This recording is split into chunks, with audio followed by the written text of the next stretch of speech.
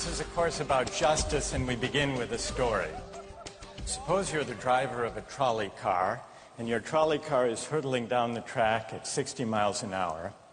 And at the end of the track, you notice 5 workers working on the track. You try to stop, but you can't. Your brakes don't work. You feel desperate because you know that if you crash into these 5 workers, they will all die. Let's assume you know that for sure. And so you feel helpless until you notice that there is, off to the right, a side track. And at the end of that track, there's one worker working on the track. Your steering wheel works, so you can turn the trolley car, if you want to, onto the side track, killing the one, but sparing the 5. Here's our first question. What's the right thing to do? What would you do? Let's take a poll. How many would turn the trolley car onto the side track? Raise your hands. How many wouldn't? How many would go straight ahead? Keep your hands up, those of you who would go straight ahead. A handful of people would. The vast majority would turn. Let's hear first. Now we need to begin to investigate the reasons why you think it's the right thing to do. Let's begin with those in the majority who would turn to go onto the side track. Why would you do it? What would be your reason? Who's willing to volunteer a reason?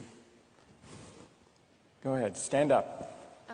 Because it can't be right to kill 5 people when you can only kill 1 person instead.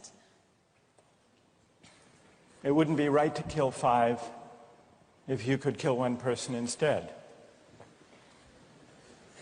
That's a good reason. That's a good reason. Who else? Does everybody agree with that reason? Go ahead. Well, I was thinking it's the same reason on 9/11. We regard the people who flew the plane into the Pennsylvania field as heroes because they chose to kill the people in the plane and not kill more people in big buildings. So the principle there was the same on 9/11. It's a tragic circumstance, but better to kill 1 and so that 5 can live? Is that the reason most of you had, those of you who would turn? Yes? Let's hear now from those in the minority, those who wouldn't turn. Yes? Well, I think that's the same type of mentality that justifies genocide and totalitarianism. In order to save one type of race, you wipe out the other. So what would you do in this case? You would, to avoid the horrors of genocide, you would crash into the 5 and kill them? Presumably, yes. You? Yeah. Okay, who else? That's a brave answer. Thank you. Let's consider another trolley car case and see whether those of you in the majority want to adhere to the principle, better that 1 should die so that 5 should live. This time you're not the driver of the trolley car, you're an onlooker. You're standing on a bridge overlooking a trolley car track. And down the track comes a trolley car. At the end of the track are 5 workers. The brakes don't work. The trolley car is about to careen into the 5 and kill them. And now, you're not the driver. You really feel helpless until you notice, standing next to you, leaning over the bridge, is a very fat man. And you could give him a shove. He would fall over the bridge, onto the track, right in the way of the trolley car. He would die, but he would spare the 5. Now, how many would push the fat man over the bridge? Raise your hand. How many wouldn't? Most people wouldn't. Here's the obvious question. What became of the principle? Better to save 5 lives even if it means sacrificing 1. What became of the principle that almost everyone endorsed in the first case? I need to hear from someone who was in the majority in both cases. How do you explain the difference between the two? Yes.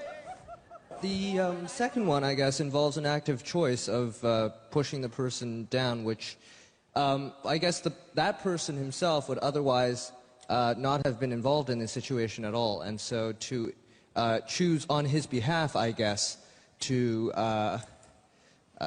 involve him in something that he otherwise would have escaped is, I guess, more than what you have in the first case, where the 3 parties, the driver and the 2 sets of workers, are already, I guess, in the situation.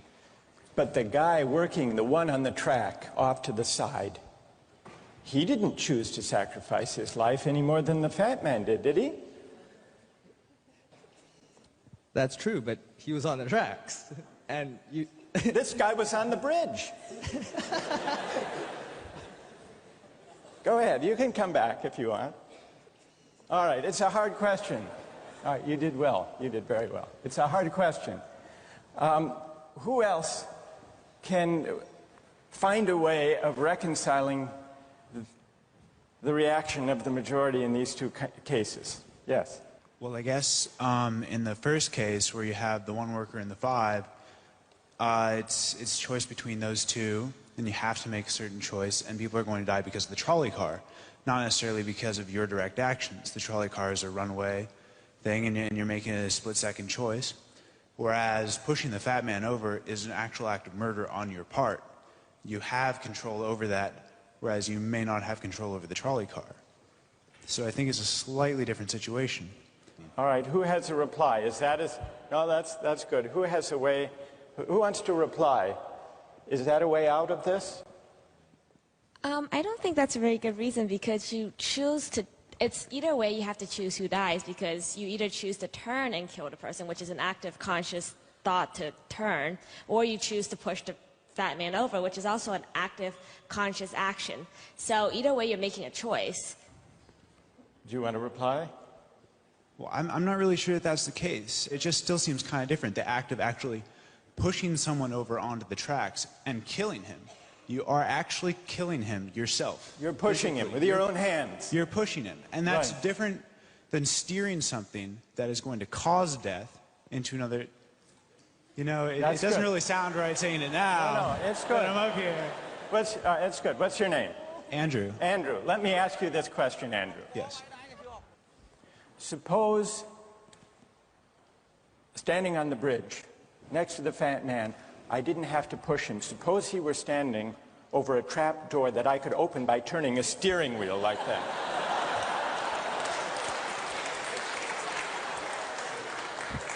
Would you turn?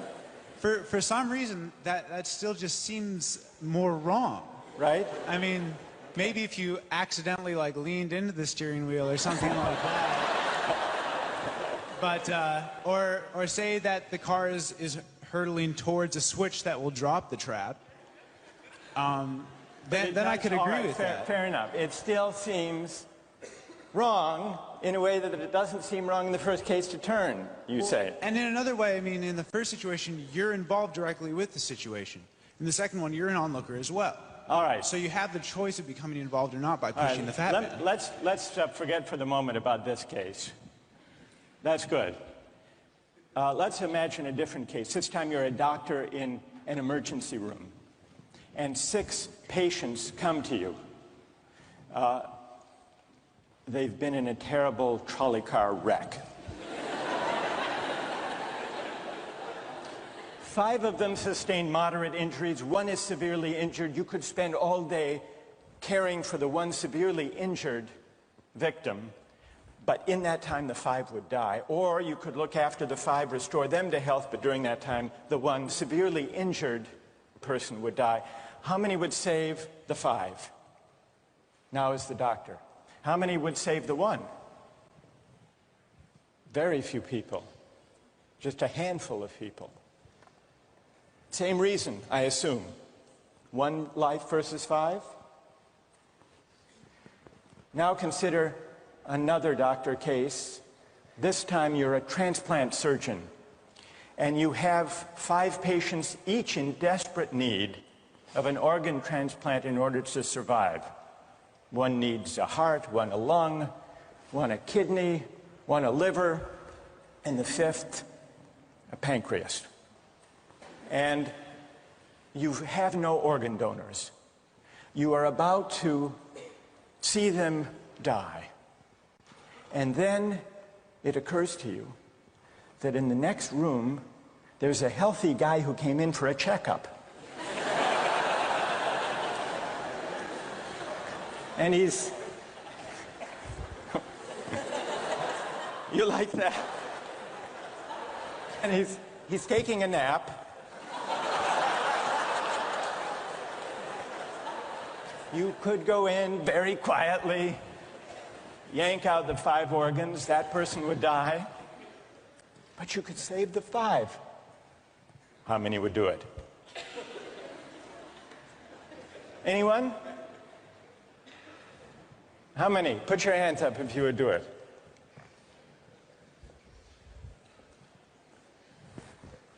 Anyone in the balcony? You would? Be careful, don't lean over too much. What? How many wouldn't? All right, what do you say? Speak up in the balcony, you who would yank out the organs. Why? I'd actually like to explore a slightly alternate possibility of just taking the 1 of the 5 who needs an organ, who dies first, and using their 4 healthy organs to save the other 4. That's a pretty good idea. That's a great idea, except for the fact that you just wrecked the philosophical point.